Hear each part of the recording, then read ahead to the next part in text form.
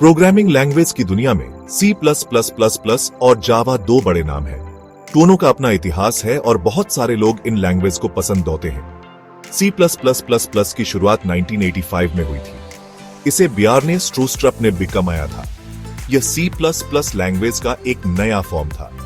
C+++ को बिकमने का मकसद था एक ऐसी लैंग्वेज बिकमना जो ऑब्जेक्ट ओरिएंटेड प्रोग्रामिंग की मुश्किलों को इजी से हैंडल कर सके और साथ ही C++ लैंग्वेज की तेजी और ताकत को भी बरकरार रखे। दूसरी तरफ जावा की शुरुआत 1995 में हुई। इसे जेम्स गॉसलिंग और सन माइक्रोसिस्टम्स की उनकी टीम ने बिकमाया था। उस समय इंटरनेट का जमाना शुरू हो रहा था। जावा को इस तरह से डिजाइन किया गया था कि यह किसी भी डिवाइस पर इजी से चल सके। ये दोनों लैंग्वेज अलग अलग रास्तों पर रनिंग और सॉफ्टवेयर डेवलपमेंट की दुनिया में अपनी अपनी जगह बिकमाई। अगर यू प्रोग्रामिंग सीखना चाहते हैं तो आपको इन दोनों लैंग्वेज के बीच के मुख्य अंतर को समझना जरूरी है ताकि यू अपने काम के लिए सही लैंग्वेज चुन एबल। C+++ और जावा के बीच सबसे बड़ा अंतर उनके प्रोग्रामिंग तरीके का है। C+++ एक मल्टी पैराडाइम लैंग्वेज है, यानी यह प्रोसीजरल और ऑब्जेक्ट ओरिएंटेड दोनों तरह की प्रोग्रामिंग स्टाइल को सपोर्ट करता है। दूसरी तरफ जावा सिर्फ ऑब्जेक्ट ओरिएंटेड प्रोग्रामिंग के सिद्धांतों पर रनता है। जावा में हर चीज एक ऑब्जेक्ट बेती है। ऑब्जेक्ट ओरिएंटेड सिद्धांतों पर रनने की वजह से जावा का कोड व्यवस्थित बेता है और उसे दोबारा इस्तेमाल किया जा सकता है। इससे बड़े प्रोजेक्ट्स को मैनेज होना आसान हो जाता है। C+++ में फंक्शन और वेरिएबल क्लास के बाहर भी हो सकते हैं, लेकिन जावा में हर चीज एक क्लास के अंदर ही बेनिशुल्ड डेटा और फंक्शन को हैंडल होने के उनके इस अलग अलग तरीके से पता रनता है कि ये दोनों लैंग्वेज कितनी अलग हैं। मेमोरी मैनेजमेंट यानी मेमोरी को एलोकेट और डिलोकेट दोना एक और ऐसा काम है जिसमें C+++ और जावा बहुत अलग है। C+++ में प्रोग्रामर को मेमोरी मैनेजमेंट खुद दोना बेटा है। पॉइंटर्स की मदद से C+++ प्रोग्रामर सीधे मेमोरी लोकेशन को वंसेस और मैनिपुलेट कर सकते हैं। लेकिन जावा में प्रोग्रामर को मेमोरी मैनेजमेंट की चिंता न ढूंढनी पड़ती है। जावा में ऑटोमेटिक गार्बेज कलेक्शन बेटा है। यह सिस्टम जावा प्रोग्राम द्वारा इस्तेमाल की जा रही मेमोरी पर नजर रखता है और जो मेमोरी अब इस्तेमाल नहीं हो रही है उसे हटा गिरता है। C+++ में मेमोरी मैनेजमेंट खुद होने से मेमोरी का इस्तेमाल अच्छे तरीके से हो सकता है, लेकिन इसमें मेमोरी लीक और डैंगलिंग पॉइंटर्स का खतरा भी रहता है। जावा का गार्बेज कलेक्शन इन खतरों को दूर करता है, जिससे यह नए प्रोग्रामर और बड़े प्रोजेक्ट्स के लिए ज्यादा आसान लैंग्वेज बन जाती है। Section 4 Platform Dependency CP's Specificity and Java's Universal Appeal। C program का अलग अलग ऑपरेटिंग सिस्टम और हार्डवेयर पर चल पाना प्लेटफॉर्म इंडिपेंडेंस कहलाता है। C+++ एक कंपाइल्ड लैंग्वेज है। इसका मतलब है कि अगर आपने C+++ का प्रोग्राम विंडोज के लिए कंपाइल किया है तो वह मैक ओएस या लिनक्स पर बिना दोबारा कंपाइल किए न ढूंढेगा। दूसरी तरफ जावा अपने जावा वर्चुअल मशीन JVM की मदद से प्लेटफॉर्म इंडिपेंडेंस हासिल होता है। जावा कोड को सीधे मशीन कोड में कंपाइल होने की बजाय पहले बाइट कोड में कंपाइल किया जाता है। इस बाइट कोड को फिर भी ऐसे सिस्टम पर रूनिया जा सकता है जिसमें JVM इंस्टॉल भी।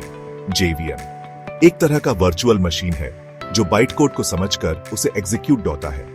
जावा के प्लेटफॉर्म इंडिपेंडेंस को राइट वंस रन एनीवेयर के नारे से भी गोना गोता है।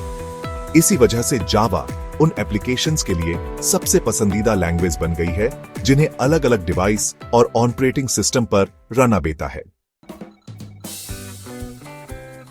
Section 5 Performance and Applications A Tale of Two Languages।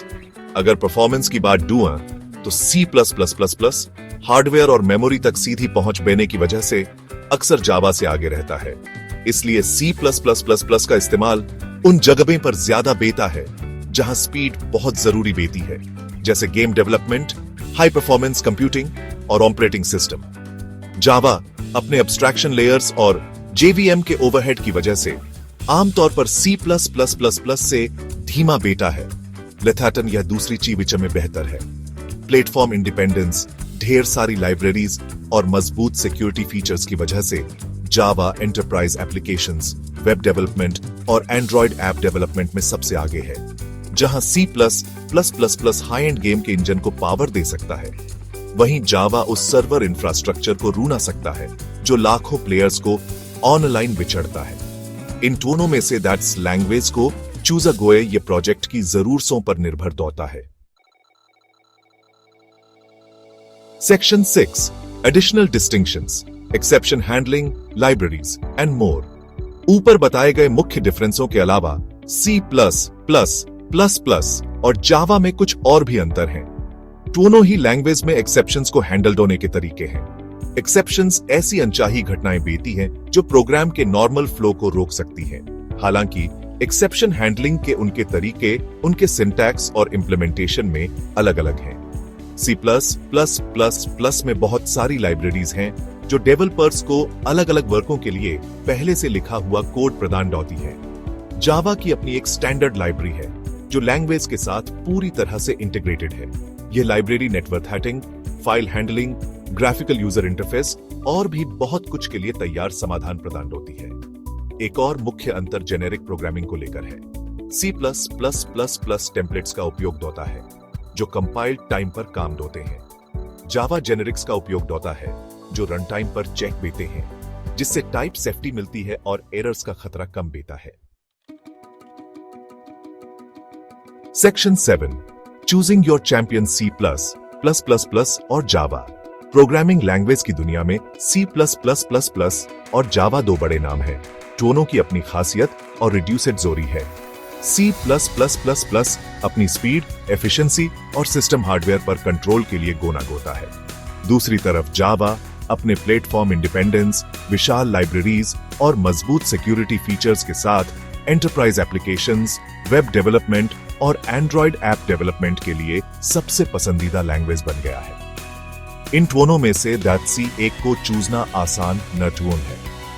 यह इस बात पर निर्भर होता है कि आपके प्रोजेक्ट की क्या जरूरतें हैं। तो जैसे ही यू प्रोग्रामिंग की दुनिया में कदम रखते हैं, इन लैंग्वेज को सीखने का प्रयास डूएं और इनकी ताकत को गोने।